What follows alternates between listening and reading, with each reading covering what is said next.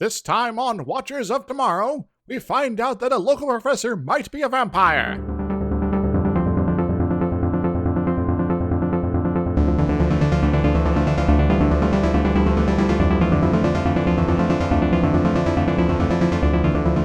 Hello everybody, my name is Gepwin. I am joined as always by my friend Dr. Izix. Hi. And this is Watchers of Tomorrow, where we go through sci-fi things. And this week we're taking a break from our Star Trek regimen. Yes, we're doing a movie of some sort, yes. Yes, our first movie was a kind of indie darling movie. Was pretty popular with reviewers and things when it came out, and has gotten a cult following since. I also have to say I rather enjoyed it. Yeah, it is one of my favorite sci-fi movies. As you probably guessed from the title of the episode. And if you listened to last week or any of the, I think we announced these things in like 5 places. Anyway, we watched Man from Earth. Yes. It's very Star Trek involved. Mm-hmm.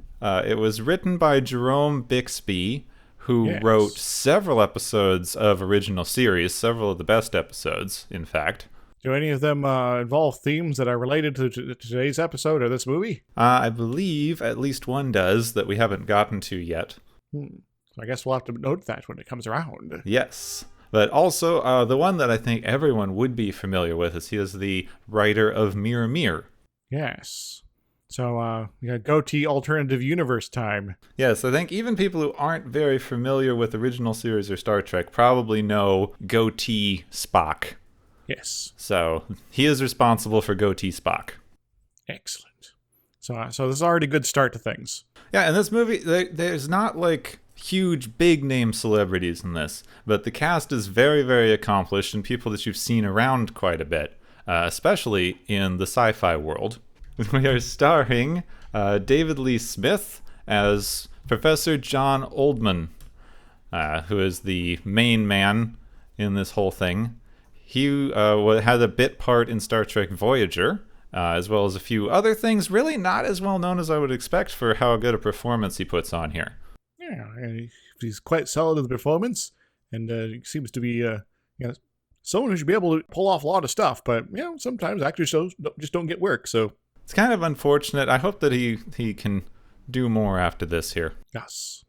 Got Tony Todd playing Dan. We don't get last names for most of the people. He is playing Dan, who's an archaeology professor, or anthropology, I believe. There's a distinction there. People may know him from Star Trek as well. He played Worf's brother Kern in Next Generation. Yes, and as well as DS9 until he wasn't his brother anymore. Yes. Spoilers. Also, I think the most recent thing he did is he voiced the Fallen in Transformers Revenge of the Fallen.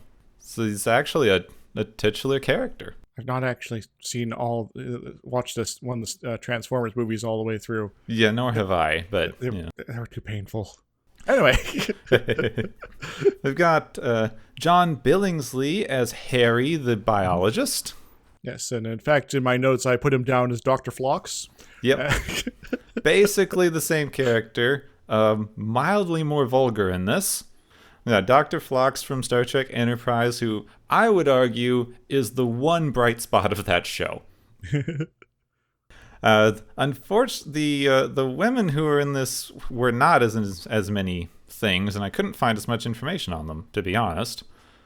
We also have Eden Crawford as Edith, who's the art history professor and the Christian of the group. Yeah. Yes, you might notice as we go into the synopsis and things like that, each one of the characters is sort of representing a field of study or an archetype or something like that in sort of the greater society, an understanding of things. Yeah, I'm going over them here. We're gonna go over them again in the synopsis, but yes, it's meant to represent kind of a broad spectrum audience for the story that we're going to have. Ellen here was in ER, looks like. Oh yes, I know that I noted that down, but it's not in my notes. I wonder why. Anika Peterson as Sandy, who is a historian and I think is assisting Oldman in the teaching. They don't go too much into their professional relationships in this. And it just sort of implied that they work together closely, and it's not entirely clear beyond that. So she might be like his postdoc or something. I don't know. William Catt as Art Jenkins, someone with a full last name. Yes. He starred as Ralph Hinckley in The Greatest American Hero. Though he was the greatest American hero. And then he continues to be a hero by, what does he do here? Cultural studies of sort? He is the archaeologist. Oh, yes. Okay, so anthropologist and an archaeologist. Yes. Anthropologists study more kind of broad human history and culture. Archaeologists go dig up things. Yes. That's actually like find the tools, find the pottery, find the ancient ruins and death traps. Not as many death traps in archaeology. Some. Not as few as people think there are once it gets boring, but not as many as Indiana Jones. Yes. Alex Thorpe as Linda Murphy. I believe she shows up in a lot of soap opera sort of stuff. Yeah. I had, honestly, I blanked out. I was like, who is Linda? I don't remember Linda. Oh, yeah, the student. Yes. She doesn't have a lot in this movie. She's a student who shows up partway through. She also, the actor also stars in an Emmanuel movie. Oh my! Oh, I guess you don't know what those usually are like. So, all right, moving on. Someone will get that. That's fine. Finally, we have Richard Riley as Dr. Will Gruber. Mm-hmm. He's the psychologist, and he's just been in everything. Yes. He was in Office Space. He was in Quantum Leap. He's been in 3 episodes of Star Trek across 3 different Star Trek series. Aye. Oh, sorry, 4 episodes across 3 series. He was in something called Spork. Spork? Yeah. I've not heard of most of these things. Spork and Mindy? That is our cast. I'm going to go through their kind of jobs again as we get into things. Yes. But, like we said, it's just these people kind of listening to and commenting on a story throughout this whole thing, which is going to make the synopsis a little different from what we've done. I'm not going to go into too many story details because, honestly, there aren't many. Yeah. Well, you can either do a sort of this upper level sort of run through, or you can do the complete rundown of the tit for tat. In which case, you might as well just be reading the script. Yes, there is sort of a lot of nuances to the dialogue and lots of questions, answers, brief story times, that sort of thing. So anyway, enough interruptions for me. Yeah, I mean, like you said, if I did the whole synopsis, I'd be reading through the script, and you may as well watch it because they're going to read it better than I did. Aye. But I'm hitting some major argument points, and I want you to keep in mind as we go through this that I'm not going to mention every single thing, and if we have a point that we need to bring up later, we're going to describe the scene it was connected to from our memory, not necessarily our notes. Just to fill it in, because I didn't go through absolutely everything, so if we have a point we think of that needs more description, we're going to try to describe it. But the story doesn't really need to take place in a particular order to make sense. It's much more kind of a one person telling sort of a overview of their life history and the other people commenting on that story. Indeed. We begin with some very nice kind of panning shots of westerny looking places. Mm-hmm. It looks like somewhere around California, but yeah, it definitely feels like some of the location shots that were used in the movie Real Genius. Honestly, it might be arid hills, some cactuses, but not necessarily like obviously super hot. Like maybe southeast Arizona or something like that. So definitely the Southwest U.S., but not necessarily somewhere super duper warm. Yes. Do you think Real Genius counts as sci-fi enough for us to do that one? I wouldn't mind seeing that again. I think so. There's giant space lasers. Spoilers. Giant space popcorn. Yes. Okay. We see a character who we are later introduced to as John Oldman packing up a pickup truck. Mhm. It is kind of early-ish morning. Several other people arrive, and these are revealed to be his co-workers, Dan, the anthropologist, Harry, the biologist, Edith, the art historian, and Sandy, the historian. They all kind of work together at a unnamed college. Now, I would like to point out that given that these are all folks from effectively different departments and things like that gathering together, this is probably a small college, honestly. Because larger colleges tend to have this thing where you kind of know the people in your own department, but not necessarily anyone outside of it, as far as just hanging out and things like that. So this is sort of suggestive of the sort of institution they're dealing with. So I'm just going to say this as someone who has spent a lot of time in college. Yeah, I was hoping we could get some academia insights from you. Yes. Harry is somewhat upset that John has skipped out on his goodbye party that they were all throwing. That jerk face. They have all arrived to kind of give a proper goodbye to John because he's resigning his teaching position somewhat unexpectedly and is now packing up to leave the very next day. Suddenly I'm out. Bye, guys.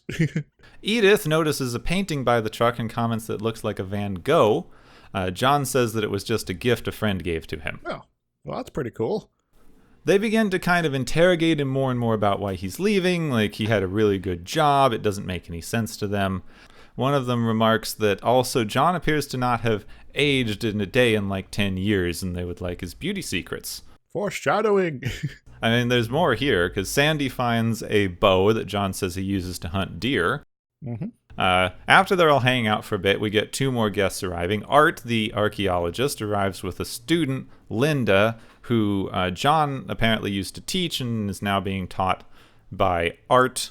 I don't know why he shows up with a young female student. It happens sometimes. There was a professor in the location I was going to grad school who, a number of years before attended there, kind of had this thing going on with one of his grad students, and they ended up getting married eventually. So, yeah, it happens. Okay. It's a little awkward. It's kind of a scandal. Yeah. All right. I hope she's a grad student. Yes. Could be a postdoc. You never know. Art gives John a book that he's written on the history of early man. Since there's a new person here, they keep, continuing the interrogation about his moving, and he's just giving this explanation that every now and then I just like to move on. I get itchy feet, I can't stay still for too long, just like to move around. Yeah, I just want to be somewhere else for a while, Which, it's something that, a lot of folks, around the world do have to some degree or another, especially those who, maybe, for some reason or other, weren't able to move around, and then they get the opportunity to, and they're like, wow, I can see so much. I can experience so much new things in the world, and so I'm going to keep doing this. And they do it for a good portion of their lives. In fact, my grandmother, even after she moved to Florida for many years after, she had her big RV that she'd drive around the country and just sort of, it's like, well, I'm just going to randomly visit places and people and see the world. Does sound kind of fun. He's getting packed up, so all of his stuff is kind of away, but he says that they're welcome to stay for conversation, and then he pulls out a bottle of kind of cheap scotch that they all get way too excited about. Yep. Oh, didn't know there could be drinking here. I just noted this down because he pulls it out. It's like, oh, Johnny Walker Green, how much do they pay you? Oh my God, it's $40 bottle. So very tiny, poor college, I guess. Yep. There's also green solo cups. Dan finds an artifact that's just sort of sitting on a shelf that he identifies as something called a burin, which is a tool used by people to carve bone and things in the early Magdalenian period. Harry asks what a Magdalenian is, and he explains that it is something that a Cro-Magnon man would have used, which is the last culture in the Upper Paleolithic. Really long time ago for people not as familiar with anthropology.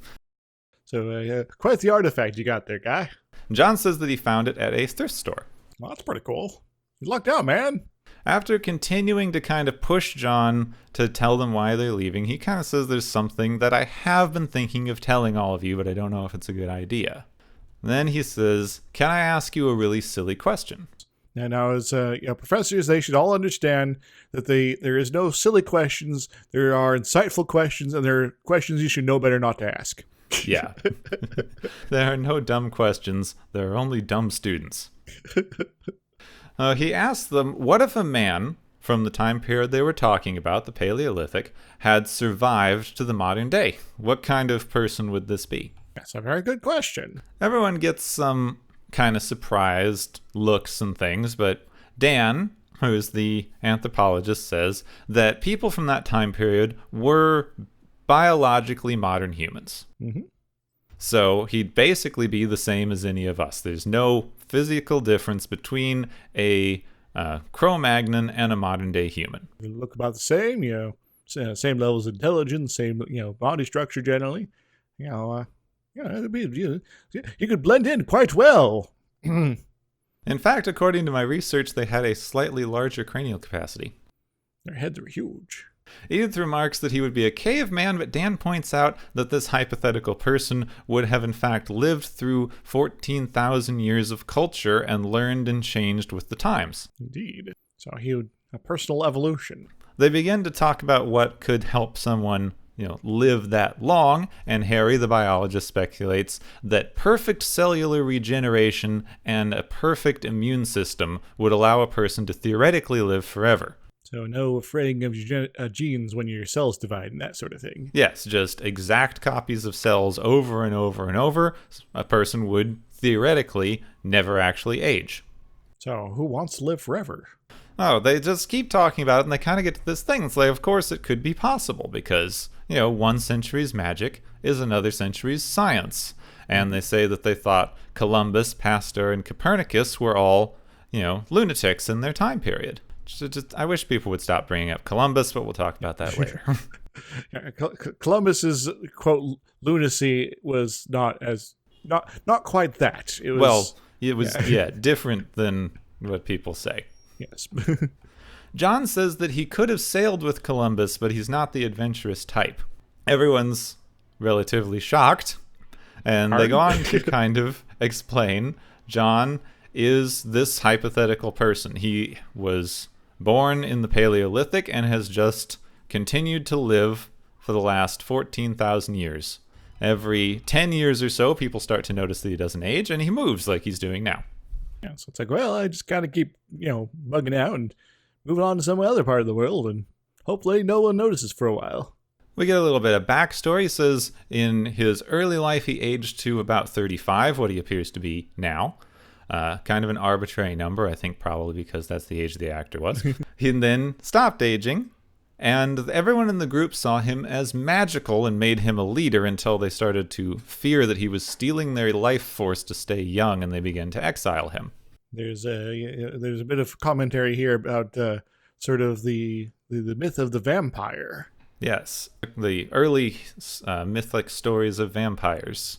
You're stealing our life force in order to prolong your life. So they get to, just interrogating him about his story a little bit. Like, how can someone remember 14,000 years when most people can't even remember their childhood? And he says, well, it's the same as you. I remember certain things, the high points and low points. Important things, the associative stuff that sticks with you because it was important enough to sort of jot down in the long-term memory. And, sometimes even that gets fuzzy or forgotten. And so, stuff that's be a long time ago would be very spotty. Dan says that most of the history he's talking about checks out. Art says that it's something you could learn from any textbook. But John says that that's where he learned it, because before people had this information and written it all down, all he had was his own recollections. So to be able to put it into a context that you can explain to people, he had to first learn about it in textbooks and then kind of slot his own experiences in. It's like, oh yeah, I remember those guys. They were jerk faces. So that's what they were called. Okay. Edith asks about the Van Gogh painting that she saw outside, and he says that Van Gogh gave it to him when he was living as a pig farmer in France. So I guess he then must speak French, right? They never remember to ask him about that. Yeah, or any other languages. Well, they do ask him a little bit about like caveman language at some point, but he doesn't really go into much detail there. They kind of ask why he doesn't remember where he lived, to start with, because, landscapes don't change that radically. He challenges them all to remember where they lived in their childhood homes, and would they be able to navigate that place now with it having been changed and built up and when new McDonald's and things put in. Yeah, for me, yes. But I don't know about their experiences. Yeah. Then one asks why he doesn't have any artifacts of his past, and he pulls out a pen and says, if you lived for another 1,000 years, would you have any reason to keep this? Well, it depends. Is it a really good pen? No, it was a pick. I just have some very interesting points here, and I know I'm glossing through them, and we'll get into some of the interesting ones here. I'm just trying to hit my favorites, because they do a really good job of, why don't you have a collection of ancient arrowheads that you used to use? It's like, well, why don't you have a collection of every sock you used to own? It would be kind of silly to be hauling that around the world constantly. John goes outside to continue packing, and Sandy joins him to say that she has always loved him. And they get into a bit of a discussion of, he can't really be with people that well because he has to move on every 10 years. Anyone he's with will, die. Attachments are fleeting. Back inside, John goes into his time from meeting the Buddha, who he studied with for a while. So, sorry to have to interject this, but I have to quote a song that I enjoy. Listen to the voice of Buddha. Okay, carry on. He also tells a story about the man who painted the Liège cave paintings in France, who he says that after an unsuccessful hunt, the chief attacked and broke all of his teeth for his magic not working. That kind of sucks for him, then. Yes. Then after the guy's jaw became infected, they had to, abandon him and let him die. Alas. I'm bringing this up because there's some historical inconsistencies I'd like to mention. Yeah. Art has become more and more kind of agitated during all this, and unlike most of the others who just seem kind of curious, Art is freaking out a little and thinks that John is insane, and he's called another professor in, Will, who is a psychiatrist. So we got the someone who maybe have lost his mind, so let's get someone in here to take care of that sort of stuff. They have a bit of banter with Will kind of asking John the story and how long he's thought he was a Cro-Magnon, and John says that he is, known he was a Cro-Magnon ever since they named them, and he was able to fit his, identity in with that definition. It's like, oh yeah, didn't have a name for ourselves back then, so yeah, that works. They ask him kind of how much he's studied and learned during his lifetime, and he says that he has had 10 doctorates, but that they are all out of date because he got his biology degree in 1840, and they've learned quite a bit more since then. So you might be able to identify a bunch of plants and some top level stuff, but things about cells, probably not. Yes. Not so much. So they mentioned that this sort of debunks the idea of the super wise, all-knowing immortal man. I bet, yeah. And Dan says that it's an interesting point because no matter how long someone lives and how much they learn, they can never know more than humanity itself does. Will asks John about his connections with other people and how watching them age and die must be, and, as you get older, time seems to move faster and faster. So how fast does time move for someone who is 14,000 years old? John says that people's lives tend to kind of be just turbulence. You meet someone, you get to know them a little bit, and then they're gone. Will kind of mentions that he must have had wives and children, and John says that he just has always had to move on. So that's kind of a non-answer, honestly. But yeah, a little bit. Yeah. I suspect it's sort of maybe I did, but at a certain point you kind of once again 14,000 years you've probably forgotten quite a bit of people that you've met along the way, including something maybe you're really close to. Yeah. Also, you can't live with everyone as an immortal. Yeah. Will asks if maybe John is stealing the life force of others, and he pulls out a gun and says, maybe I should end your immortal life. But everyone kind of protests, and he finally lowers the gun and leaves. Harry reports that Will's wife had passed away the night before, which is probably why he's acting very agitated and angry. And why he pulled a gun. John runs out to say sorry, but Will's still angry. But John's worried about him, so he makes sure that he gives up the gun, and he finds it not to be loaded. Well, that's good enough, I guess. Back inside, everyone is still kind of interested in John's story, so they keep up the discussion. Dan asks if there's been any others like him, and John says that he once met a man who he had a suspicion of, and they talked for a bit, but they could never actually be sure whether the other was telling the truth or just kind of mimicking what they were saying, so they kind of parted ways without knowing. That suspicion thing, and they ended up not keeping in touch despite an agreement to sort of try to. They kind of move on to the topic of religion, which they'd covered a little bit before with the Buddha. Yes. Dan asks if John knew anyone from biblical history, and John says that they should skip this question, but then everyone goes, oh, no, you can't just say that. Who did you know? Oh, gosh. Oh, no. Yes. So John tells the story of how, after studying with the Buddha, he moved to the Middle East and tried to pass on the things that he had learned, but that the Roman state, who was in power at the time, didn't really like that and tried to have him killed. Well, then. He was able to use Eastern meditation techniques to slow down his body functions to near death and kind of trick them while he was being crucified. And then later, when they took him down, they saw him resurrected, which was just him coming back to normal out of his kind of meditative trance. This seems awfully familiar. Yes. Edith, who is a devout Christian and has been mentioning it on and off in that annoying way that TV Christians do, is very upset by this idea. In fact, she finds it absurd. And since the rest of them are college professors, they, don't care about the religion and talk about how everything in the Bible is just, myth and allegory kind of layered on top of what might have at one point been actual history. Things like, there's a bit of discussion about things like, Hercules and things like that. Powerful beings, born of a god who have come to the world to do cool things that make people happy. Yes, the way that basically every story that we know from biblical things is a recycling of an earlier story from before that just kind of got a fresh coat of paint thrown on it. Virgin births, resurrections, doing miracles, all that sort of stuff. It shows up in a number of different sort of religions of various sorts, and not even just like from that part of the world either. Well, John kind of just laments that the modern church or the church in the Middle Ages, all the different incarnations of the Christian church he's seen, just kind of used the legend that he created accidentally to do so much harm and take control of so many things. So it seems that he might have a guilt complex of some sort. Yeah, maybe a little bit. Will returns and apologizes for, pulling the gun, but comes in and they all sit down. Will conjectures that John may be mentally ill. Do you think? Well, this does seem like the most logical option. Alternatively, he's making it all up, or he is a 14,000 year old guy. Yeah, we're gonna get into some of the psychology stuff in a minute here, but I don't think Will's a very good psychologist. Nope.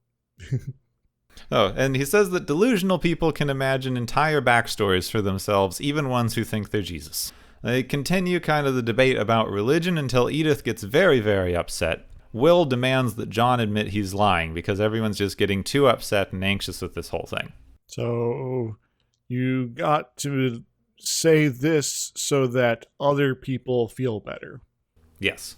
I don't know. It seems kind of like a jerk move. A little bit. John says, yes, I was lying. I was just kind of telling the story. I wanted to see how far it would go, but obviously I took it too far, and now I've hurt people. Everyone's a bit angry with this, and, I'm kind of upset that they've been led on all this time. But John says that they all gave him the idea for this because, Edith saw the fake van go outside and commented on it. Dan found the prehistoric artifact. Art had the book on early humans. So, he's just carrying through all these things they were talking about at the very beginning. Yeah, it seems all plausible, right? They all kind of make amends. They're a little upset, but they're all friends, so they make up and they all start leaving and heading out. But Sandy doesn't because she doesn't believe that John was lying. She has been made a believer in his story. As Linda, the student, leaves, she comments that John's name is a pun. John Oldman, John Oldman. Yep. It reminds me of similar sort of pun names that show up in other movies. The one I remember the most is I forget her first name, but her last name is Pander, and she's someone who is a media personality in the movie Death Race 2000, who kind of panders to the people watching and the people in power. So it's like, yes, real subtle on the name. Is that the original Death Race or the Yes. one with? I like the new one better. I find myself kind of enjoying both of them, but I can go into reasons why of that later if we ever cover those. So Yes. I mean, I would love to get some Jason Statham on the channel here. Sandy starts to kind of ask if he's used other pun names in the past. And he says that he's been John Paley for Paleolithic, John Savage, and that about 60 years ago in Boston, he was John Thomas Party, or the Boston Tea Party. Yep. And then Will, who they did not see behind them, starts gasping because John Thomas Party was his father. John. Will begins crying and says that he doesn't believe him, but John actually can tell him some details of his mother and his childhood pet. And so things that he probably wouldn't know otherwise. Sort of a big revelation that doesn't affect Will too well here in the end. Will is very upset. He clutches his chest and kind of falls down. They call an ambulance, but at the end of the thing, the ambulance is leaving with the dead body of Will. Very unfortunate. Sandy asks if this is the first time that John has seen one of his grown children die, and he says that it was, and he goes to his truck to leave, and then after driving a short way away in silence, he stops, and Sandy runs out to join him, and they both drive off into the night. This is such a great ending, like it's making me choke up a bit thinking of it again because it's done so well.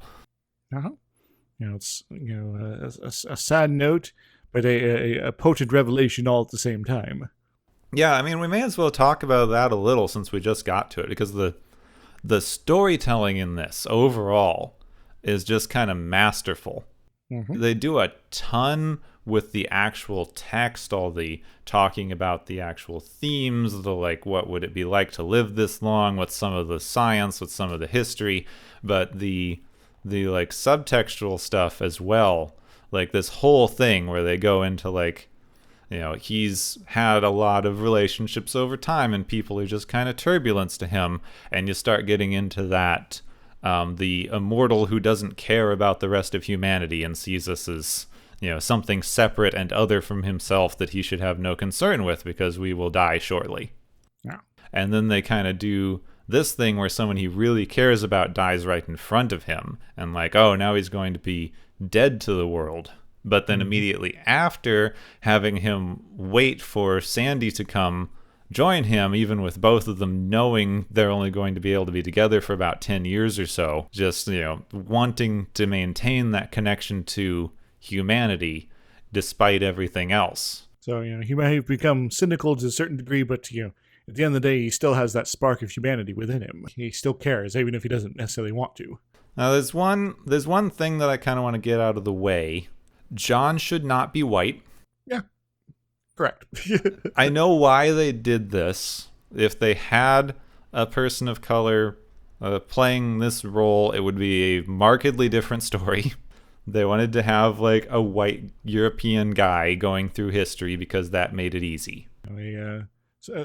Something that could, avoid a lot of the complications, especially in American, society, that would arise from, having someone of a different race.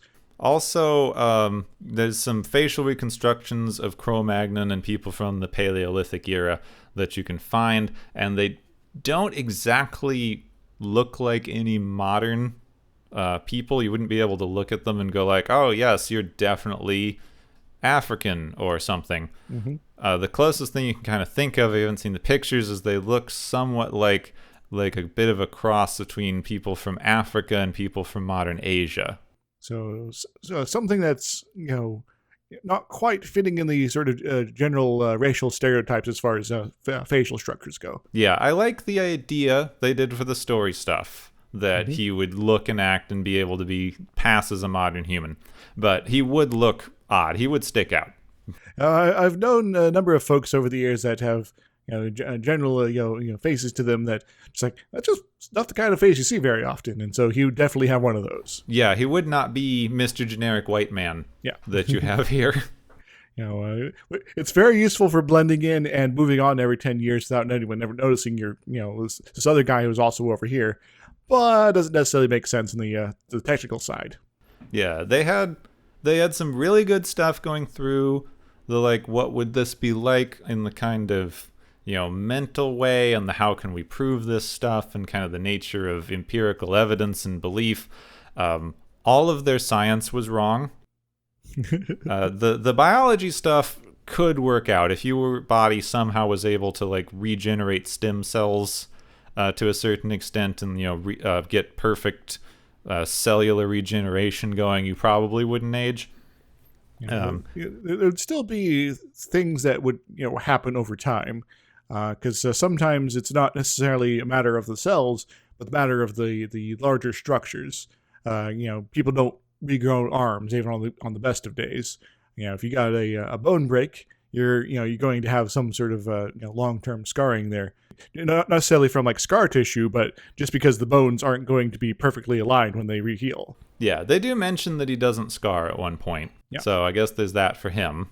And if you got lucky and didn't lose any limbs or fingers, you'd probably be okay. Yeah, I'm writing a little bit of though I've not technically watched it, I have gotten a good synopsis of Torchwood's Miracle Day, where suddenly everyone on the Earth turns immortal, no matter what happens to your body, which gets kind of gruesome for some folks. Yeah, I think I saw that ages ago.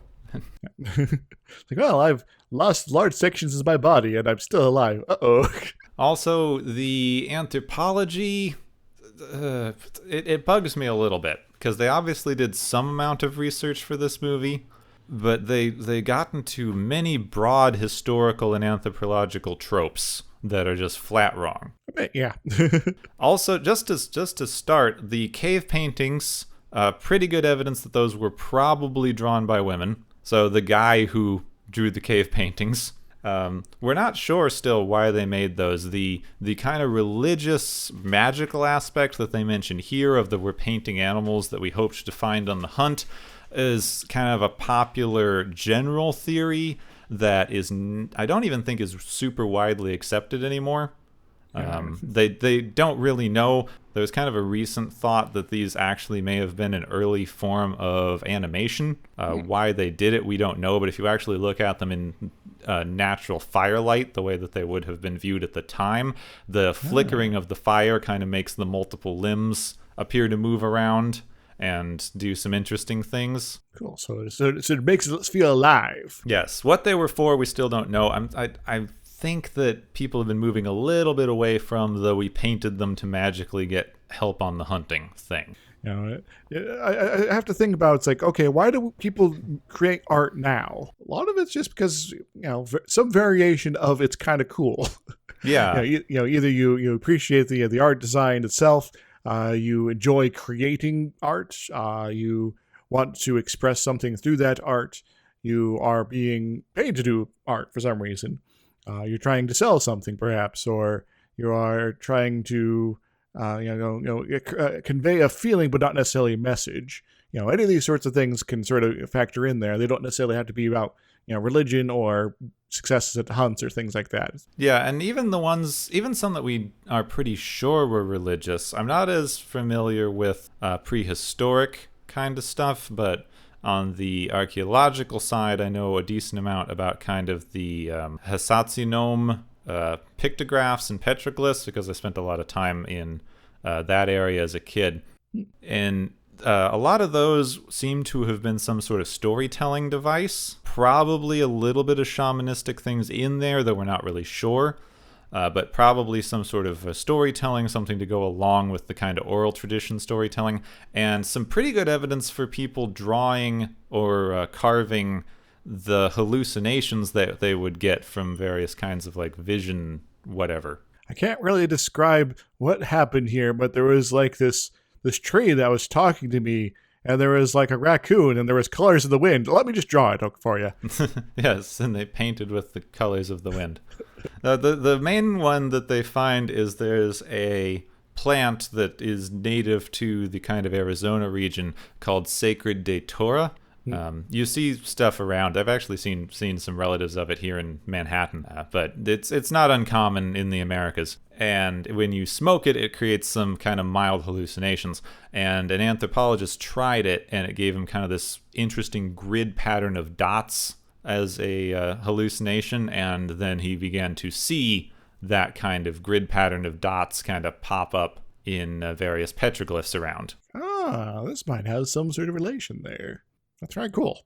The final thing that bugged me on the anthropology side, there's very good evidence that people never abandoned the sickly and infirm to die in the wilderness. Yeah, that sort of the whole story sort of implies that it's like, yeah, this chief person was very kind of an asshole. Yeah, that doesn't seem like a very good, sensible survival plan for the community. Yeah, and it just wouldn't work at all. Had fine, like, small, fairly family-centered social groups. Kind of what most people lived in before the Industrial Revolution, and we got kind of the nuclear family idea in the West moving out of the 40s and 50s. You would have an expanded family group. Yeah, sort of a clan or a extended family sort of thing going on. Yeah, so if you had an abusive leader, which this person in the story sounds like they were, one of two things would happen. They would be exiled or otherwise gotten rid of by the group because the group wouldn't put up with that kind of thing. We see this in modern chimpanzees. Yeah, it's like, well, you are now hurting members of this group actively, and we're all supposed to be together because we're all going to watch each other's back, and you're obviously not doing that at this point. So we're going to basically excise you from this, whole deal, and goodbye. You're now on your own. Good luck surviving. Yeah, basically that.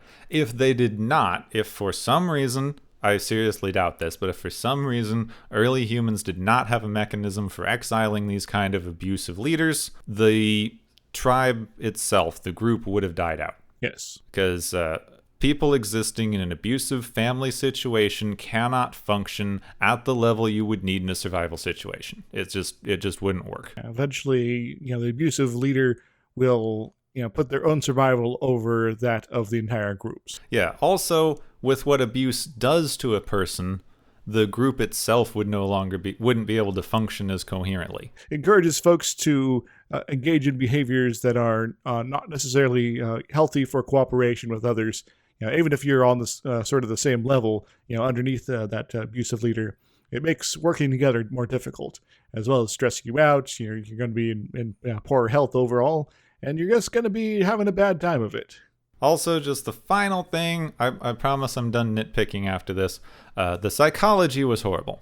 Yep. There's a couple things. One, just on a realism side, I don't agree with this approach. I want to be clear on that. But on a realism side, a psychologist would never engage with a delusion. Yeah, they might, ask about some things, but it'd be more of I'm going to try to ask about things that I know are real. Yeah, it wouldn't be how long has the CIA been bugging your house?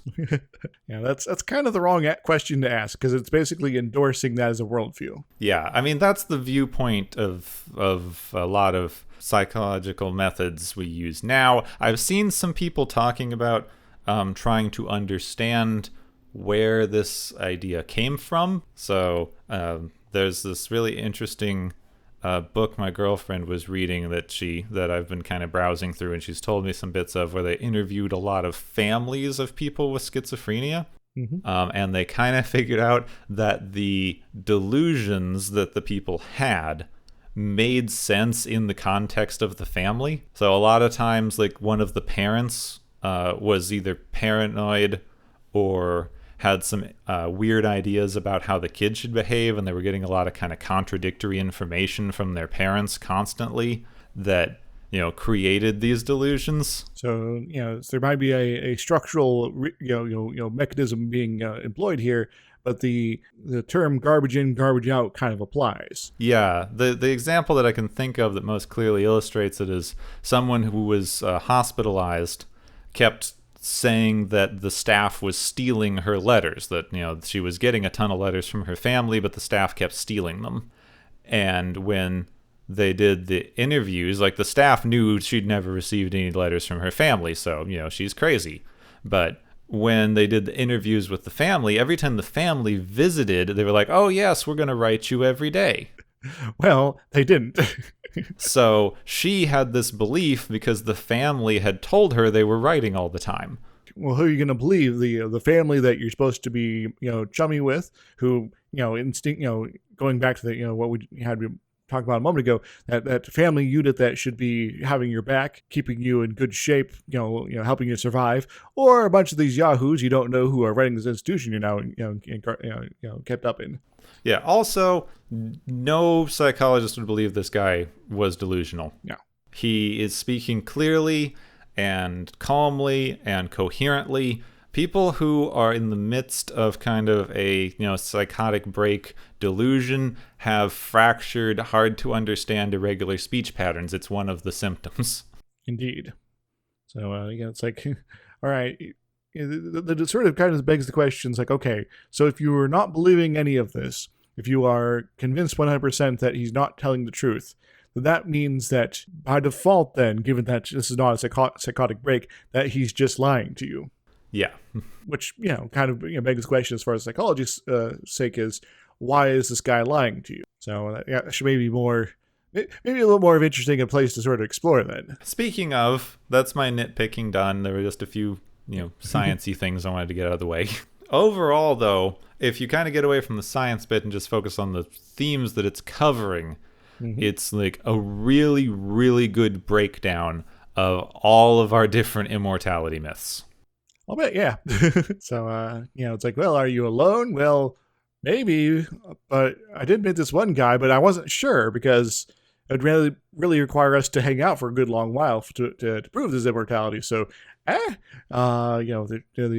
did a really good one on that too, because it parallels the thing they've been doing for the whole movie, which is, I could be about as sure of his story as you are of my story. In fact, they all could be immortal for all we know. Yeah, nobody knows. I guess they cover it in the sequel, which we can talk about, but... I would like to interject a brief moment here because I watched this on the Amazon Primes here, and so while the credits began playing, they had the preview for the sequel playing over the part of the credits. Yes, and I was like, what? It's the sequel to this movie that about a conversation delving into concepts and ideas of religion, identity, memory, etc., is being followed up with an action-packed sequel? Apparently, yeah. So I was like, I'm not sure how I feel about that. I read some reviews that said it has some good moments that are similar to this movie, but it needed way more of them, and that the other parts aren't very good. All right. I might check it out at some point, but I'm not going to be in a rush. So. We may get around to it eventually. Anyway, where were we? Immortality tropes. So they had the, are you the only one? The Highlander. There could be only one. Well, maybe.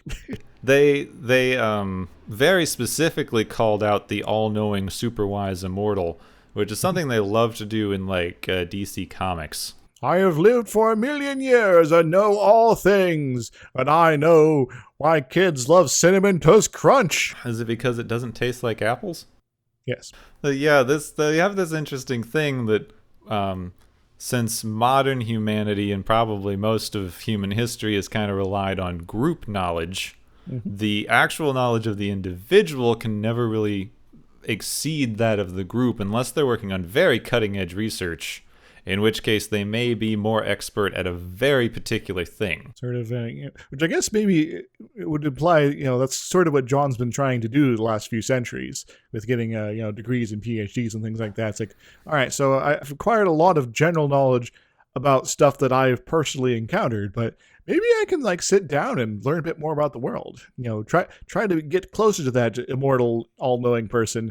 Then, at this point, it's like, wait, stuff's just moving too quickly. I can't really do that at this point. So. Well, they kind of get into that thing of he was a pig farmer in France, and Mm-hmm. has just done some various things. He's gotten like 10 different degrees and I guess implied teaching jobs, but over the span of 1,000 years or so. So overall, like, just kind of going through things and learning bits and pieces around. They have a thing where the student asks if this is why he has such an encyclopedic knowledge of history, and he says, "No, it's because I studied."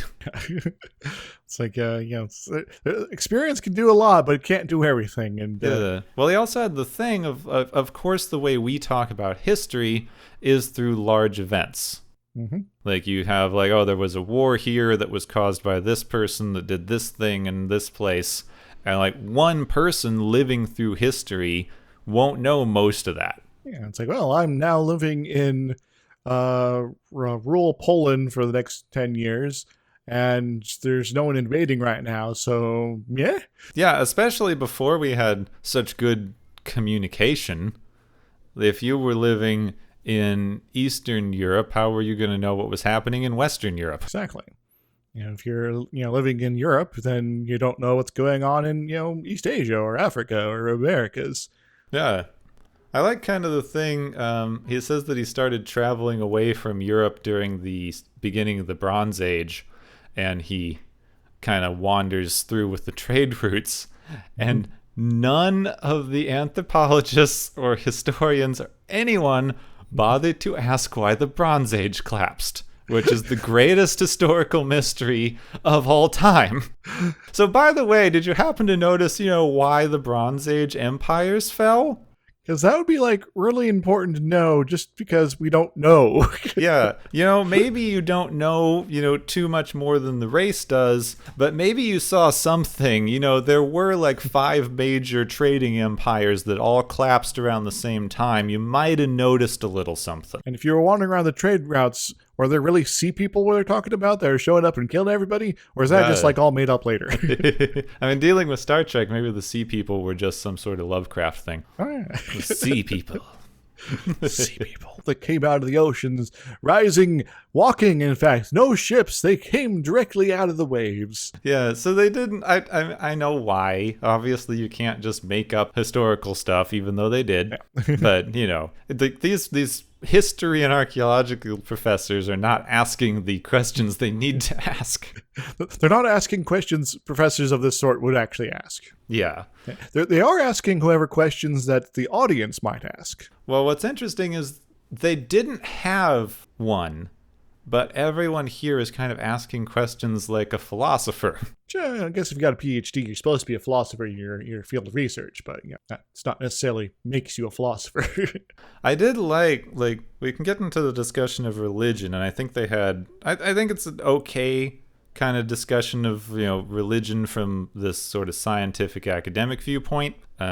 Overall, I think it's been done kind of to death on that. The whole like, oh, well, it's just myth, and you can find other examples and things like that's all been done before.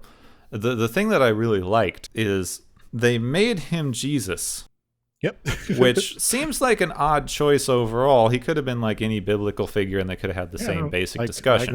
Like that John person that you mentioned a few times. Yeah, but the thing that I really like about making him someone who's arguably one of the most influential characters in most of recorded history at this point in time is he believes that he did not have any influence on how things went. Like, everything kind of got away from him, and they kind of really nicely do the scheming immortal. Because you kind of have that other immortal trope of this guy who's lived through history and has kind of manipulated it from the background.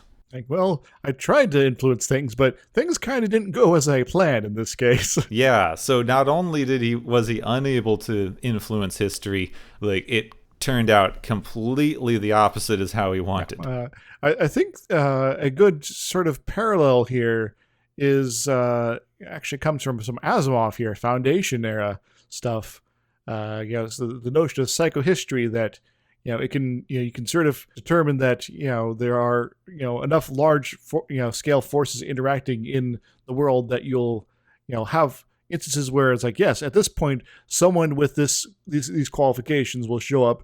that will do this thing that will kick off this series of events, but you can't say exactly who or what they're going to do exactly. Just sort of this sort of an amorphous idea of this. And in this case, it almost feels like John just happens to fall into that role this one time.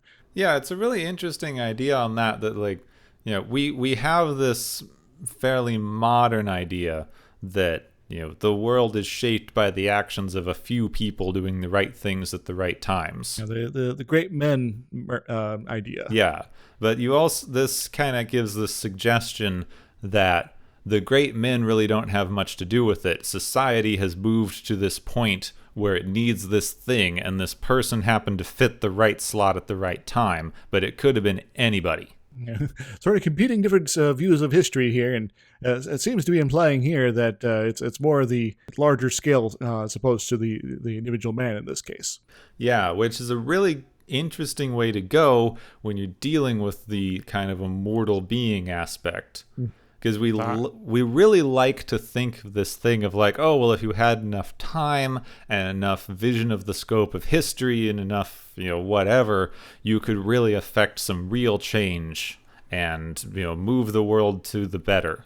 Indeed. And this is saying you are one man against a world. So figure out how to get by and you will do okay, probably. Yeah. You might spend some years in jail occasionally when you screw up, but hopefully they don't notice that you're immortal in the meantime. So, is it time to talk about Buddha? Probably. Okay, so those who are unaware, Buddha was a fellow from sort of the northern regions of the Indian subcontinent, sort of in the Nepal, India, modern-day border region. That was, it's believed to have the name, started with the name Siddhartha Gautama. I'm probably mispronouncing that horribly. And he, due to the exact natures of his life and the history of it, is a little up for debate because there's always going to be sort of things, sort of contradicting each other as far as texts. But the general gist is that he was, he noticed that there is this thing about the world where suffering was kind of awful. And maybe we should be trying to figure out a way to sort of get around that, to bring it to an end. He developed ideas about, attaining, nirvana, final annihilation of the self in order to escape the cycle of death and rebirth. That was just endless suffering forever. And how you do that tends to be like just kind of be a cool person. Of course, what definition leads to that particular conclusion is also up to debate, because just like Christianity and Islam and other major religions, there are different numbers, sort of practices, sects, and traditions that all kind of are competing as far as the core ideas, but they're generally kind of based on the same root materials. Yeah, you also kind of had he was kind of like supposed to be like a super rich prince dude. Mm-hmm. Who had been shielded from the suffering of the world very intentionally. Yes. And then when he went out and saw the suffering of the world, he went, oh, I should do something. Like, wow, I have this empathy thing, and wow, I need to figure this out. What this is just awful.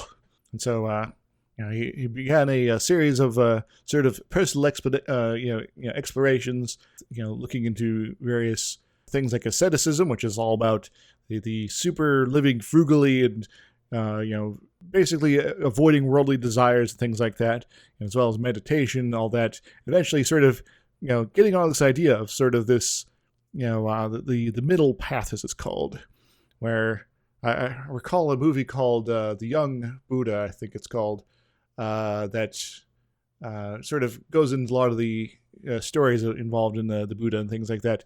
That if you have like a instrument, like a stringed instrument, if you adjust the string tension so that it's too loose, you can't play any music. If you turn it up too high, you're gonna pluck it and it's gonna snap instantly. But somewhere in the middle is this perfect spot where you can make something fantastic happen. And so it's like, oh, let's try to zoom in on that, try to find this perfect route, and then things sort of starts spawning from that. You get a very interesting parallel between the Buddha and John. Yes. With him starting as kind of this immortal leader in his original tribe, Hmm. than being kicked out and kind of having to move through stuff. But one of the first things they mention, he says that, what if a man had lived for 14,000 years? One of them says, like, you don't mean reincarnation, you mean one continuous life. Yeah, it's like, well, no, one life, but it is still sort of the endless struggle of potential suffering here. But go on. Yeah, but they also kind of do a reincarnation thing, because he has this continuing mantra throughout the whole thing of, I have to move on, I moved on, I move on. Like, he moves on every 10 years into a different life. Just it's the same body. It's the same memories, the same experience. Experience leading into that. It's like, I'm now someone else completely different, a completely different name, completely different persona. I do different things. I'm a pig farmer. I'm a scientist. I'm a trader in the Phoenician Navy or something like that. Yeah, and you could argue they didn't get into this aspect of memory in the actual movie, but your memories change over time, and they're very influenced by your current experiences. Indeed. So arguably, even with a contiguous memory, every time he entered a new life over the course of those 10 years, every time he looked back on and remembered parts of his earlier lives, he would be altering them slightly based on his new perception. So you could kind of argue that he did become a different person every 10 years. You are the one, but you are also new. You are reborn, reincarnated into a new self, but not a new body. So very much very Buddhist here. Which might explain why he was hanging out with Buddha. They also have this very austere kind of thing. He says at one point, like, I have owned castles, but what's the point of having a lot of things when you just leave them? Well, you could also try to build a power base and take over the world, but that might get you killed. Yeah, I mean, there's some debate on kind of, they never really go into the, like, can he actually die at all? Maybe he has his doubts. It's like, well, I could try to mangle myself, but what if I survive? Yeah, I mean, they do have this thing. If he's like, are you afraid of death? And he says, as much as anyone. So are you afraid of achieving nirvana? From there, we kind of, he says that he tried to bring some of these ideas from Buddhism, traveling west, going to the Middle East and things like that. And I would like to point out that, after, the early Buddhism sort of got started taking off, that was actually very much happening. Now, there were people coming, streaming out from all directions, going to China, going, to Southeast Asia, going through Iran, Persia at the time. I guess kind of still Persia, depending on who you talk to. As far as, all the way up to modern day Turkey and things like that, bringing Buddhism, this way and that. So, that's not like totally out of the question that someone, immortal or not, would have eventually brought the ideas further west. Yeah, and they mentioned a thing, and it's been used a lot in this kind of, general religious argument that they have, that there are a lot of parallels between kind of Buddhist teaching and the sort of gospel of Jesus things as it's written down in the kind of early years stuff. Yeah, I remember back in my undergrad days, a friend of mine, a couple of friends of mine, we got kind of an argument that it's like, you do realize that as far as the practical things, the things that you are doing to be, a good Christian because of your strong faith, are pretty much the same things someone who is a very devout Buddhist would also do, only like a slight variation of the the exact practices, and maybe become a vegetarian or something like that, depending on sort of what school of thought you go there. The one friend who was a devout Christian was kind of offended by this. It's like, no, it's all about belief. Like, well, yeah, but that's sort of what the difference is. But as far as the day-to-day practices, there's still a lot of parallels. That's kind of my point. So there was a little bit of back and forth between my friends. I was kind of like observing the situation. Also, you guys got a good point.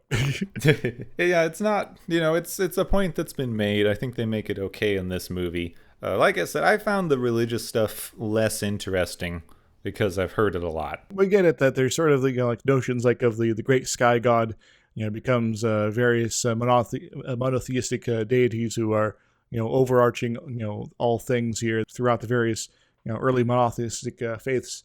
You got your Zoroastrianism, early Judaism, You even got what was it, Otnism in Egypt, where that one pharaoh decides like, I'm going to make this one sun deity the only one we got, and everyone was kind of upset by that. Yeah. And so it's sort of a repetition of things like that in just different forms.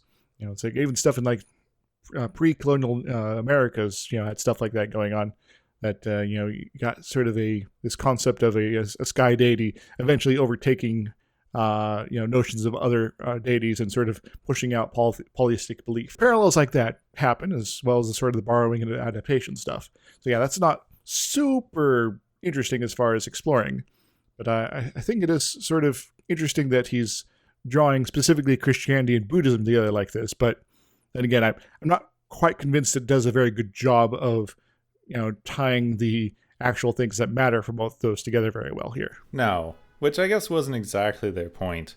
Yeah. You can kind of read this. I say like a couple of tropes they're kind of doing with this that I guess they're not the worst, but they're not the best either. Well, one's not the best. One's pretty awful, thinking about it. So they have the kind of, Eastern idealism. They have this kind of like upholding of like, well, we have this Eastern tradition of the Buddha that's so pure and awesome and, whatever. And then I brought it over to the Western world and it was corrupted and used for control and yada yada. So you kind of have this like the corrupting influence of the West idea happening. Well, there is the problem that also in the East, religion is corrupted for people's purposes too, and it's involved in politics. Yeah. The kind of more troubling one that I see, which may be kind of just incidental for the text of the movie, but the fact of him being this kind of, ancient man who has these idealized Buddhist ideas and kind of this thing he has earlier. They mention the bow, and he says something about deer hunting and like, oh, living off wild game. It lives naturally, eats naturally, and this kind of harmony with nature theme that goes through a little bit. They have kind of stumbled themselves into a noble savage idea. A little bit, yeah. Yeah, it's sort of, it's like, okay, you're trying to make an idea, something into an ideal that maybe isn't all that it's cracked up to be. Yeah, I mean, we have no particular knowledge of historical cultures that existed pre-Mesopotamia. Yeah. Because that's when they started writing things down. And we can sort of make best guess estimates. We can sort of do like archaeological studies of languages to sort of see how that evolved, and then give us sort of best guesses on sort of what words that mattered and which ones it's like what things did people actually name can potentially tell you what's important in the world, stuff like that. But it's not not going to be real solid. We know for certain this is that or the other thing. Yeah, but you often get this kind of trope. They didn't lean very hard on it here, which I appreciate, but they still kind of fell into it, that, a non-Western person, someone who didn't grow up in a modern sort of industrialized society, would just have this great spiritual bond with nature and, the world that we have, corrupted and gotten rid of, which was kind of in the turn of the century sort of ideas about Native American cultures. There was like after kind of we had the colonialism that got rid of a lot of Native American cultures, there was kind of this interest in them in Europe and in kind of the eastern part of America, where they had been pushed out of to an extent that most people were fairly unfamiliar with them. And it kind of got this kind of romanticized idea built up around them as like, the noble savage, the person who lives with nature unperturbed by the, trappings of the modern world, which we still get into a little bit with the whole, get away from technology and go out into the woods and live free and natural. That sort of thing, I think, is better if you sort of acknowledge, like, I just need to de-stress for a bit. Twitter's too much. Yeah. But, to a certain extent, it's sort of it's like, okay, we've now sort of made this not necessarily a threat, but now it's something alien that we can be a curiosity about. So we're going to be sort of trying to co-opt what we think it's about in order to sort of tell our own stories. Yeah. Which, like, people talk about this as like, oh, well, we've raised them to this ideal and that can't be too bad. But you kind of hit this thing of like, it's still someone coming in and telling someone else's identity, Yeah. which is never good. It's like, well, we've taken away your lands and your way of life, and and a lot of your lives as well. And now we're going to kind of steal exactly what you actually sort of self-identify as, Yeah. and sort of make that something that's not really you. I remember when I was a kid, I lived in Boston for a little while, and I went to, I believe it was Stewbridge, the kind of colonial living history museum out there. Yeah. And they had this one little place where a guy, I can't remember him very well because I was very young, so I'm not sure exactly who this person was, but they had this little kind of, Indian part of the thing set up down there. There was a guy who had a little kind of hut thing set up by the river with a log canoe.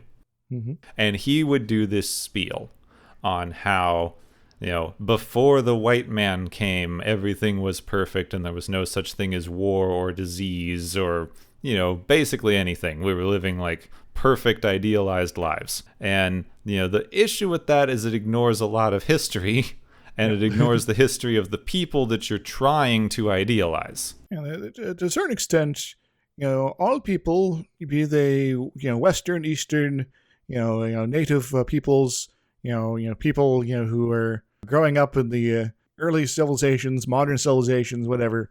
There's going to be struggles. There's going to be things that are good and bad in your society. And there are going to be things that are you might look back on fondly once they're gone away. Other things you can be like, well, I'm glad that's over. Like, yeah, I don't like dying of dysentery anymore. That was a bad time, guys. Let's not do that again.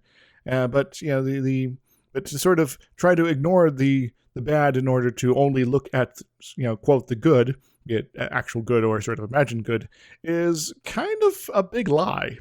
Yeah. But it's the sort of thing that maybe at some level is sort of designed to make people feel good, which like, okay, you need to find a better way to feel good, but that's okay. I kind of understand that, even if it's kind of have some issues there. Alternatively, it's sort of as a means of propaganda to a degree, which is all about deception. Yeah, but you do definitely hit a thing where, like, if you were idealizing your own cultural history, that's, arguably not great, you're washing over some stuff and not getting a full view of history that could inform your opinions and thoughts on things.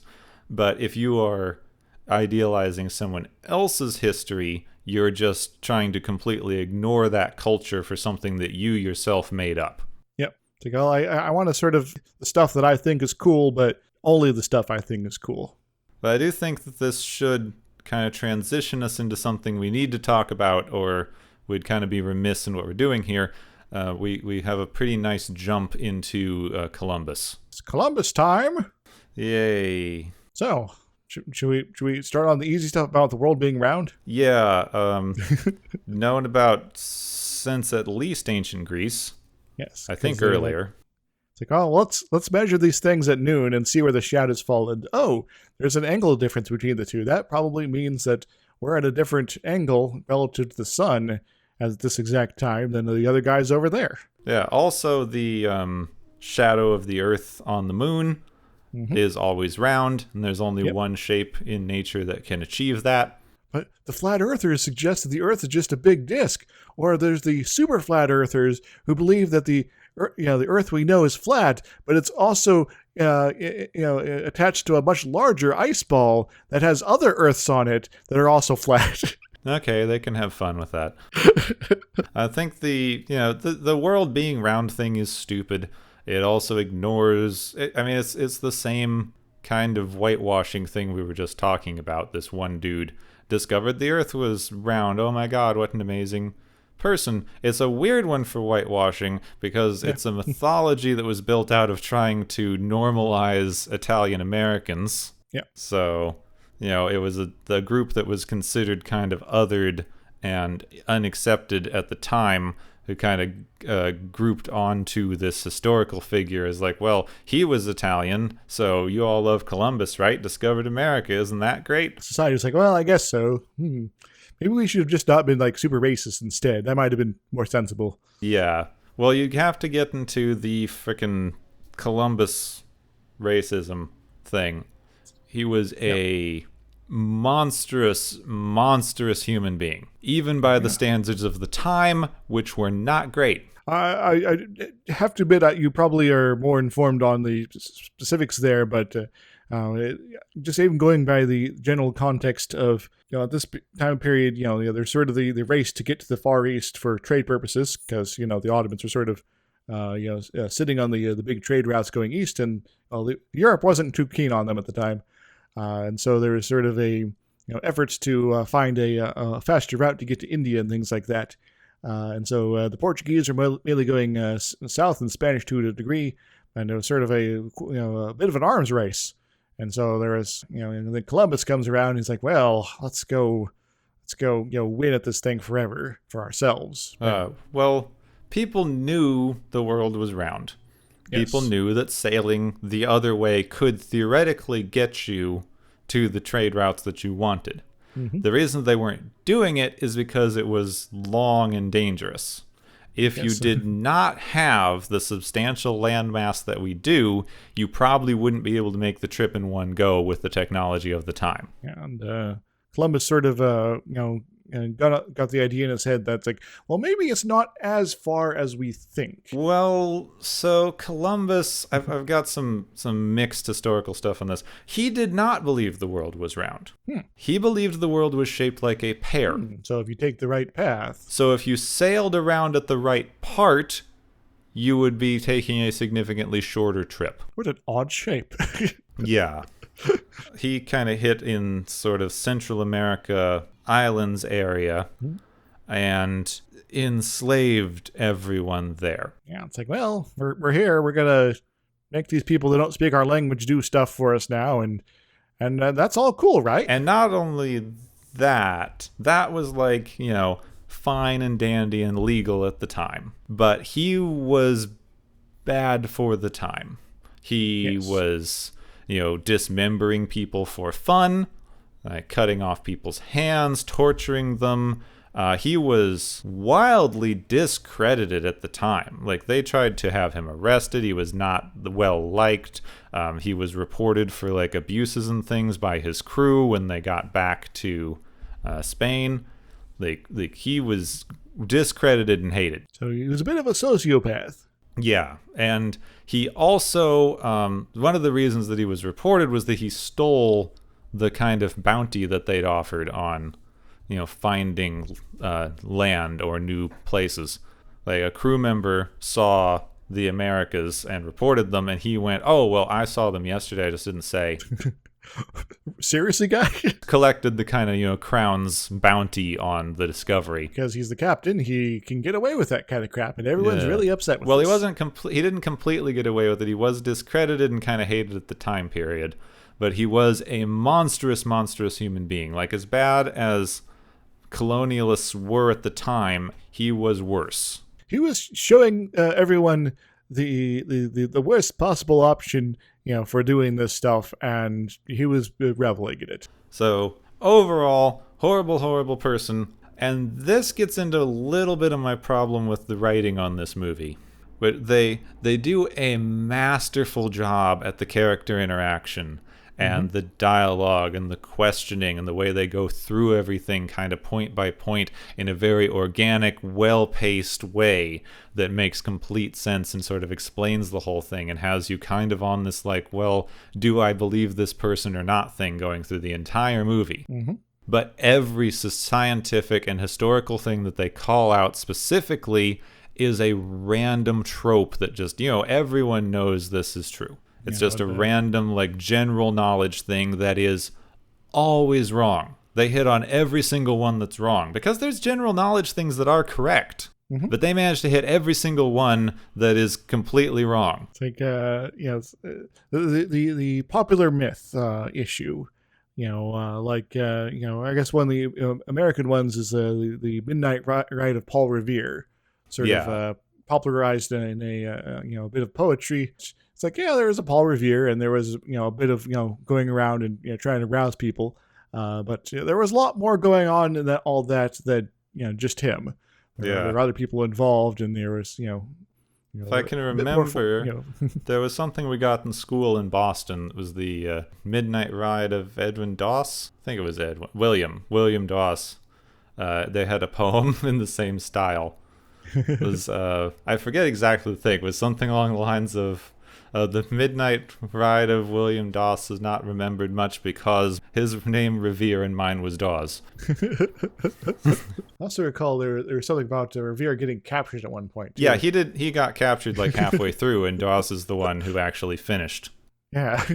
But it's like, well, I finished the job, but I don't get remembered as much, guys. Who gives? Yeah, I actually know a decent amount from this because that's what you learned in New England history class in first and second grade when I was living there. Yeah, it's a very good example of there are things that are sort of selectively taken from the events of history that are twisted, or important things left out, or what becomes the official story isn't anything like what actually happened, but it's sort of all the stuff that people remember and might be easy shorthand for an audience to get, but is very, very inaccurate if you're actually trying to tell a believable story with people that actually know what they're talking about. Yeah, and they didn't have to leave this in. Yeah.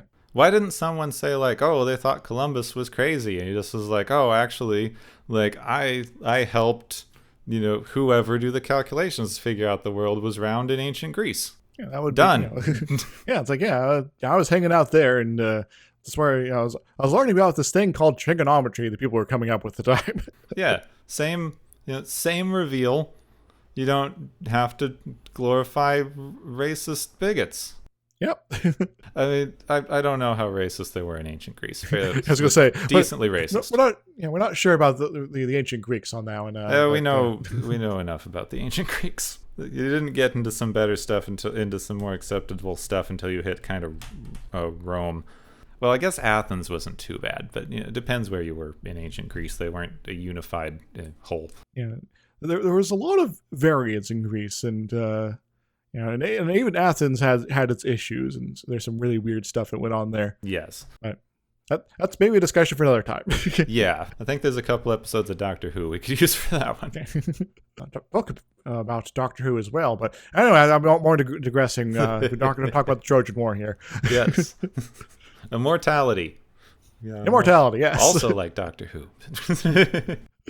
Well, the Doctor periodically regenerates into a new him, and or I guess her now, and takes on a new persona and a new personality, a new way of being.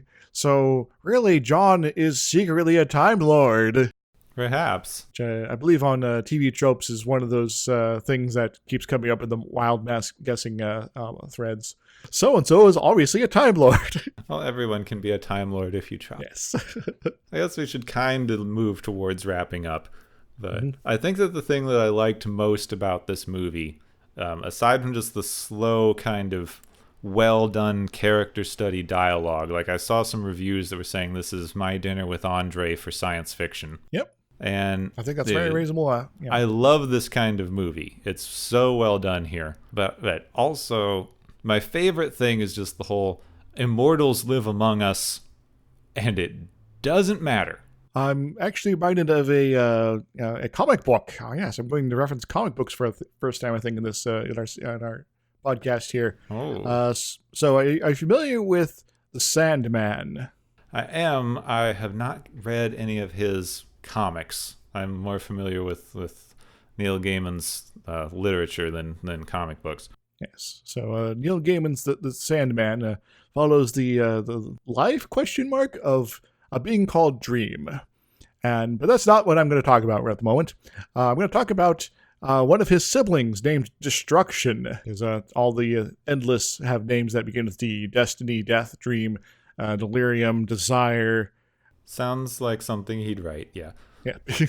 But anyway, so there's one of the Endless called Destruction, who's sort of been missing in action for a while. Is in some trouble at one point, and things start happening that are basically trying to tidy up some loose ends. So destruction being a being beyond time and space has the ability to basically live perpetually forever. And that also means that from time to time it's made friends. And some of these people are immortal. And so it runs into a situation for this one guy who just happens to be immortal, where suddenly there's a bunch of stuff happening and he just is suddenly killed, like for sure killed. And it's revealed in the pages that follow that his son at the time, or I guess his son in general, his son specifically, there we go, discovers that his father had been leading this sort of secret life, that he has locked away in the attic a bunch of artifacts and things that basically prove that his dad has lived for at least centuries, perhaps even longer. And it's sort of like, yeah, you never realized this. You never noticed that this was what your dad was about, that he was just sort of always going to be alive, that maybe at some point when you're a little bit older, he'd just sort of suddenly vanish one day. You never see him again until maybe you're a bit older and you're a professor and a psychologist or something like that in the Southwest U.S. or something. So there's parallels. Yeah, they get into this interesting dynamic with it where, like, overall, his life hasn't affected broader humanity all that much, even though you might expect an immortal person to do so. Mm-hmm. But he has been absolutely a devastatingly horrible person to several specific people. Yes. Including, like, abandoning wives and children and etc. It's sort of a, he's sort of doing this moving on thing to sort of preserve himself. This fear of death sort of always kind of at the back of his head. And it's apparently strong enough that he's going to basically reject lovers, people he's gotten to know, people he even, potentially very much cares about. And to a certain degree, this kind of seems very selfish to me. Kind of runs counter to this notion that he is also trying to spread gospels of love and happiness to people at one point. But perhaps he's become so cynical from everything that's happened since then that's like, all right, I'm kind of back in this old trend of things at this point, and I'm just going to kind of go with it. Now, see, what I love on that score is how he says, I move on 20 or 30 times throughout the course of the movie. It's like he's trying to convince himself that he does. Yeah, it's his mantra and his justification. Mm-hmm. So, he wants to be a good person, and he feels like he has to do this thing to protect himself that is an objectively shitty thing. Mm-hmm. And he has to keep saying, but I have to move on, I need to move on. It is his constant running justification throughout the entire thing. Like, this is the way I have chosen to deal with this. It is the right way, and it's what I need to do. It's sort of like, someone trying to cope with something horrendous in their life, have to engage this behavior because I see no other way. And he's like constantly reminding himself of that, especially in this instance where he has chosen to like reveal himself. Mm-hmm. And there is kind of this thing that's in the back of your mind while you're watching of like, if they accept you, you could arguably you'd only have to do this about every 60 years or so. If you had a small group of close friends, you could kind of share your secret with them, and you'd just live with them for the natural course of their lifespan. You'd probably bring in some like younger people as you went, but arguably you could probably get away with 6 or 7 people who just know and are just a constant kind of rotation of very close trusted people. You do have to worry about at some point it's just sort of turning into a cult potentially, but assuming you can avoid that situation, then effectively you have yourself a small town in the middle of nowhere, and you got something kind of groovy going on there. Well, we were talking about this, how this would work so much better if he didn't live in small communities. Yep. Like if he lived here in New York, mm-hmm. He could have this kind of small rotating friend group, and most people wouldn't care or notice if they saw the same sort of looking dude around. You just see the same kind of people around, but you don't pay that much attention to them. And people here just change jobs every 10 years anyway. So it's like, well, I'm just kind of stay in my current apartment, but I'm going to get a job on Wall Street today, or I'm going to get a job at a small shop in the Bronx, or And if you had if you got a rent-controlled apartment way back, you like people pass those on to their kids. Like you could do that forever. 10,000 years later, yeah, I'm still paying. When I started paying for rent in the 1960s. I'm not sure why you guys are upset. Well, everyone else has to pay like $5 million, an hour for their apartments. How much do you pay? Well, let's see. Yeah, there was a story recently of this woman who was living in I forget which. She was living in a hotel, but like the hotel had changed over from an old kind of apartment building, and she had a like rent controlled thing that as long as she lived there, she was paying like I think it was like $50 a month Wow. to live. I think it was somewhere in the Central Park area, in like a super fancy hotel. And they Nice. really wanted to get rid of her, but she lived there until she was like 85, just paying, like something absurd. Like I think it was under $100 a month because that was what she started paying, 60 years ago. I suspect, though, that if John did observe this possibility, it might have been too late. I just think that whole thing with the moving on is interesting because he is painted as such a nice person and such a like trying to be good person. Everyone even keeps referencing him as the nicest person. Yeah. So this like considerate. horrible thing he does, and this mantra that he has to keep up around it to kind of convince himself that it is the right thing to do. Maybe you should be nicer to yourself, man. Yeah. You're the only one that you're really hurting. Well, that and the people you leave behind. But, you're hurting them too. Well, I think that was all of the major points that I had. I think I've poked out most of the things I was looking to talk about. I guess there is, sort of one question that they sort of poked out a little bit. They asked him at one point something along the lines of, do you think humanity is going to survive? And he's sort of like, yes. But I think maybe a more interesting question would be, sort of his perspective on the curve of civilization. Because even in my lifetime, things have begun to really kind of pick up as far as the alterations of society, as far as technological influence goes. And someone who has lived for thousands of years from we're using stone tools to we have the internet now, they would have a certain sort of perspective on sort of that curvature and sort of I'd be sort of interested in hearing the perspective of someone with that sort of view on that sort of experience, but they didn't really talk about it. So yeah, you get kind of this one line of like it's frustrating because you keep making the same mistakes. Yeah. That's really about all we get for his view of overall humanity. But the question becomes, though, do you foresee us being able to get out of that cycle, to break the cycle of, oh, well, I guess in some ways, get back to that Buddhist stuff again. I would kind of imagine, obviously pure speculation since they don't get into it in the film, that if you've lived through all of this, you've seen a few dozen times the world was supposed to end. Yeah. So you probably might have this kind of like, well, humanity has lasted this far, so I don't see any particular reason why it won't.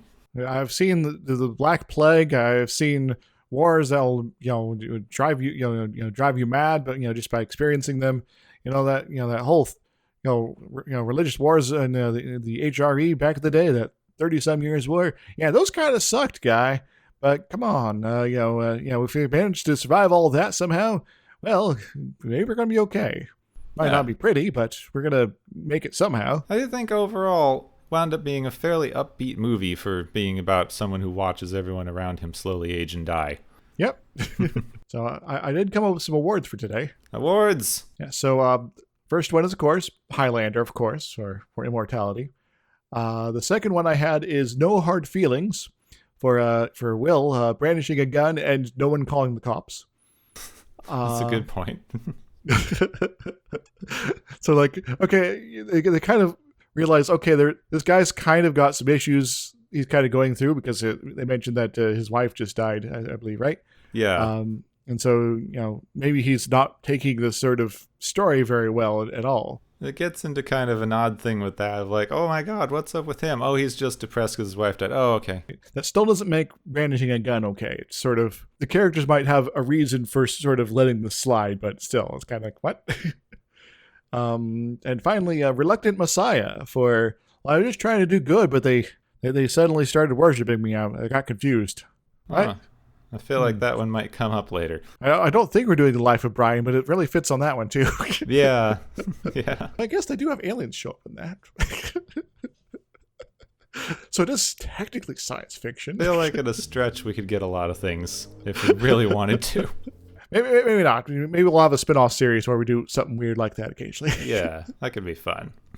But for now, this has wrapped up our first movie and departure from our Star Trek-iness. Overall good experience for this one. Yeah, I enjoyed the movie, and I'd seen some portions of it before, but I've not seen the entire thing through. So I'd like to thank Gepwin for expanding my horizons of film experiences and appreciations. Ah, you're welcome. Well, in another 10 episodes, it's going to be your turn to pick. I'll have to pick something good. Either something fantastic or something just plain up weird. Yeah, that could work. Plan 9? I'm not sure. I've not actually seen that. Neither have I. Well, there is one more thing. I did create a little bit of a bit of a musical number if you're interested. Oh, original music. Well, kind of. It's set to a different song, but lyrics are partially mine. Weird Al away.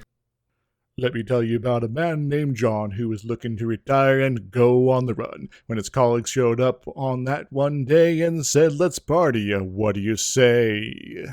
Story time it was. Revelations. Caveman talk. Well, the first you know, John's immortal guy, changing his name to avoid being forced to die. Said I hung with Buddha and Jesus was me, so he loaded up his truck and he moved to Beverly. Maybe, perhaps. I don't actually know. Away he went. The man from Earth! So obviously set to the theme song for Beverly Hillbillies. Yes. Okay. With that, next week, we're going to be moving back into Star Trek with the Corbinite maneuver. Yes. One of those ones I've heard of, but never knew what was. I think I saw this one when I was very young, and I thought it was very strange and kind of spooky at the time. It involves a maneuver. I have invented a maneuver. Sorry, I was channeling Eddie Izzard there. So was I, so I'm glad someone else got that. I didn't want to have to explain my own joke. That's what I'm here for. Yeah, that's why I have a co-host. So it's like, in case people are missing this is what's up. Okay, well, you can join me and Isix here next week for the Corbinite maneuver. Next time on Watchers of Tomorrow, perpetually annoyed aliens accuse Enterprise of trespassing.